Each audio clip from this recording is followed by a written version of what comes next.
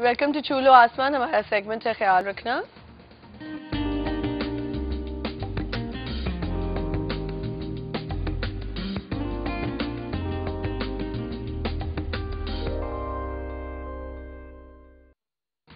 जी, और मेरे साथ मौजूद हैं डॉक्टर ताहिर शफी खान, जो कि प्लास्टिक सर्जन है, और आज हम बात करने वाले हैं लाइपोसेक्शन के ऊपर। But is a plastic surgeon, तो हम और चीज़ों पे भी बात कर सकते हैं। अगर कॉलर्स को कोई भी ऐसी चीज़ पूछनी है प्लास्टिक सर्जरी से रिलेटेड या लाइपोसेक्शन से रिलेटेड, तो प्लीज़ आप कॉल कर सकते हैं।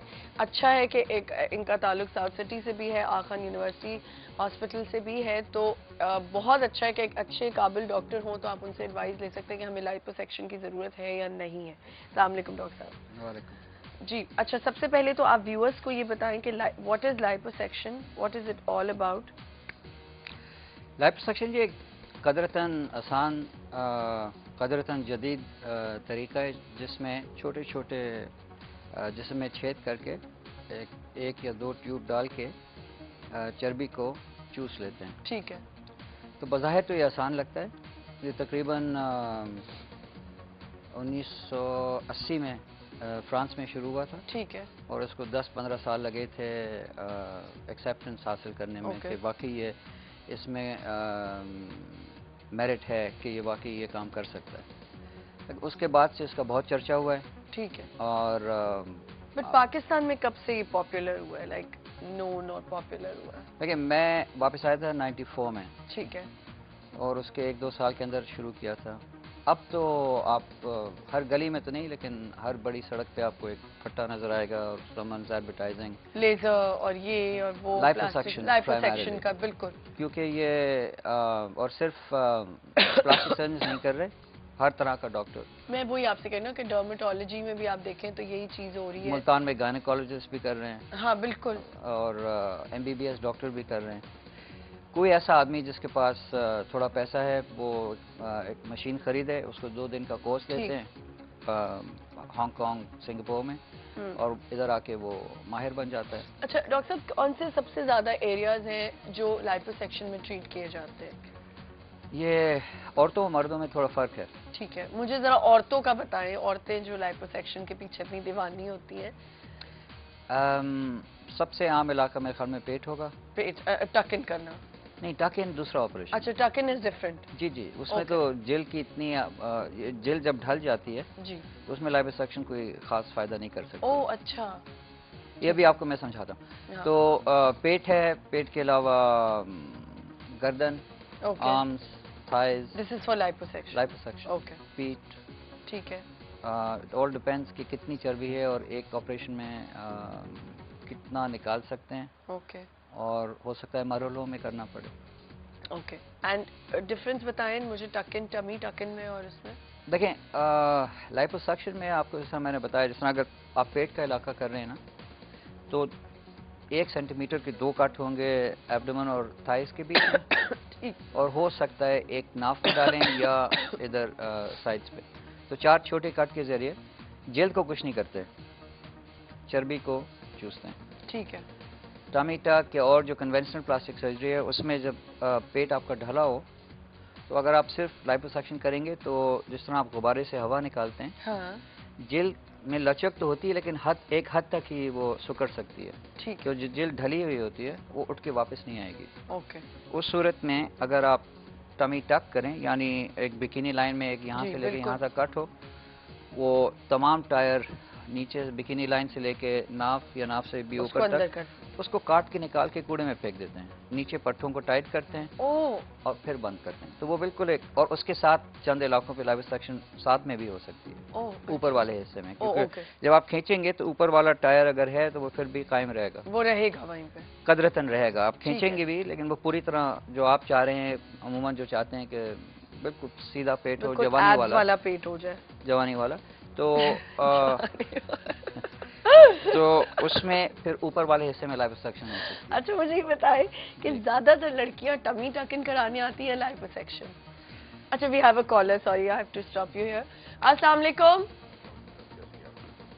Hello hello, I can't hear you. Hello hello, call drop ہو گئی. آپ دوبارہ کال کر سکتے ہیں. آپ کی آواز مجھے بالکل نہیں آ رہی تھی, سوری.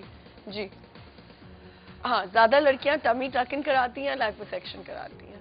عورتیں لڑکیاں میں نے, لیکن ڈاکٹر صاحب لڑکیوں کو بھی دیکھا ہے ٹمی ٹک ان کراتے ہوئے.